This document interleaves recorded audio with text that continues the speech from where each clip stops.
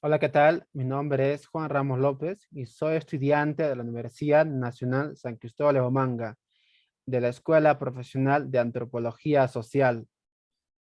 De igual manera, quería agradecer al Grupo Iberoamericano de Investigación sobre Mujeres, Consolidación y Corresponsabilidad, ya que permite, mediante este espacio, analizar las experiencias académicas, personales. De esta manera nos permite conocer la multiplicidad de realidades en este contexto de la emergencia sanitaria.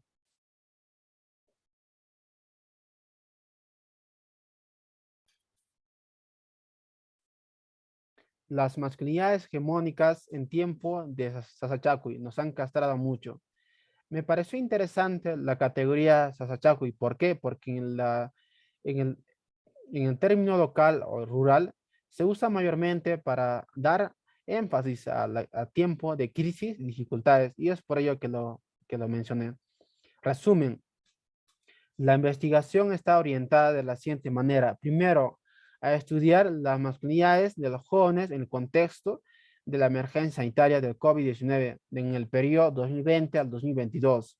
Segundo, analizar las influencias religiosas, católica, evangélica, política y familiar. Tercero, poner en evidencia las influencias de las masculinidades hegemónicas hacia las masculinidades subalternas. La justificación. Existen estudios de masculinidades, pero son escasos en la localidad ayacuchana. Y además de ello también sobre masculinidades de los jóvenes del Bicentenario, quienes en este periodo fueron configuradas mediante un proceso de confinamiento social. Es decir, cómo es que ellos forman o cómo es que ellos crean su identidad referente a la otredad.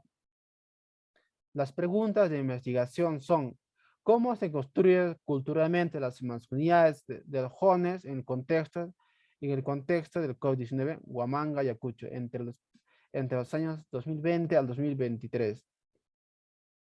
¿Cuáles son los procesos de consolidación del poder y la hegemonía de las masculinidades hegemónicas en los jóvenes ayacuchanos? ¿Cómo influye el significado y el performance de la virilidad en los jóvenes?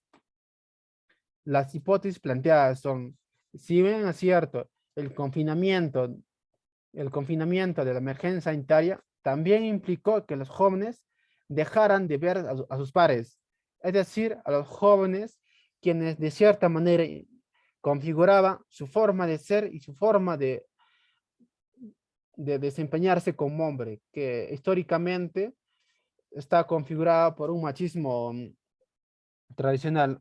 Y por su parte, me parece interesante cómo es que esta misma masculinidad está configurada por las prácticas genéricas, que en cierta manera también, eh,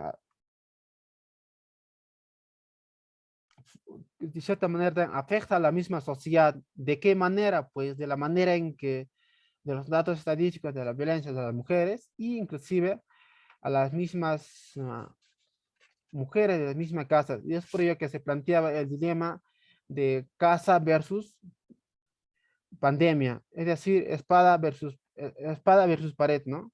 ¿Cómo es que las mujeres mismas no se sienten seguras en su misma casa, inclusive en los mismos espacios que el Estado planteaba como seguros?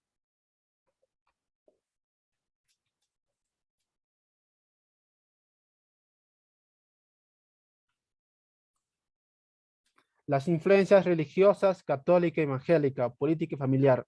En una entrevista de campo, encontré a Rómulo, de 55 años. Él menciona en su periodo de infancia, donde es como él fue configurado o fue pautada mediante la religión evangélica.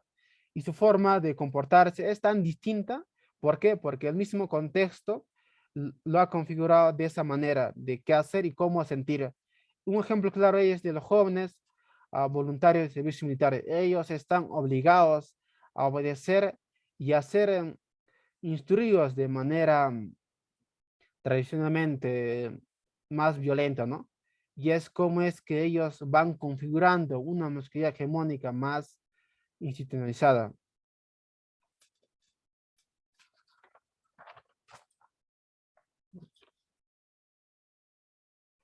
Y en el periodo históricamente a las masculinidades se les echó por culpa más que a lo cultural, lo biológico.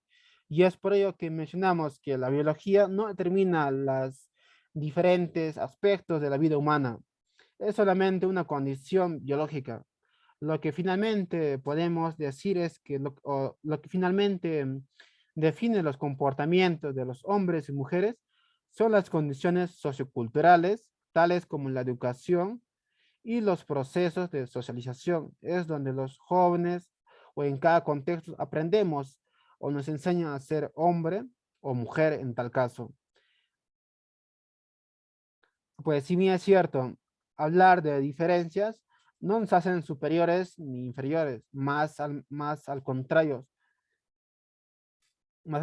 simplemente son datos, ¿no? Es por ello que también no es concreto justificar las desigualdades de género por el ejercicio del poder con una base biológica.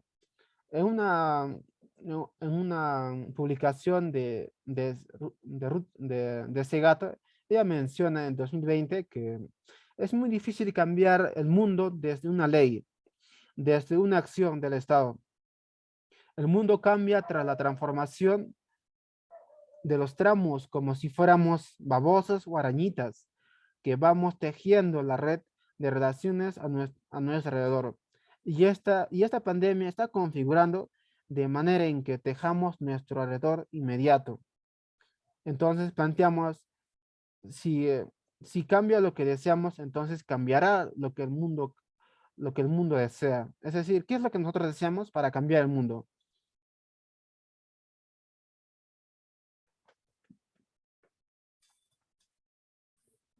Y de esta manera también, ¿cómo es que el Estado o el mismo confinamiento social está implicando que, si bien es cierto, cuando se habló de la coyuntura actual de la emergencia sanitaria del COVID-19, él sí puso la evidencia de las distintas brechas sociales en cuestión, pero en realidad, mm, de cierta manera también se puso de lado o se olvidaron de las mismas masculinidades hegemónicas. ¿Por qué? Porque simplemente estuvo basado en cuestiones políticas y sociales, ¿no? Que si bien es cierto, hablar de masculinidades en muchas veces era un tabú, que históricamente, mediante los estudios, se vio planteada como una forma de consolidación de las políticas públicas para el inicio del cambio. Y es de esta manera, cómo es que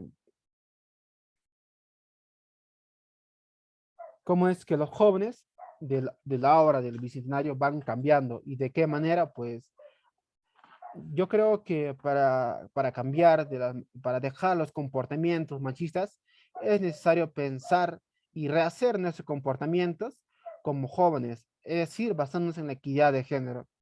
Muchas gracias y agradezco nuevamente al Grupo Iberoamericano de Investigación sobre Mujeres, Consolidación y Corresponsabilidad.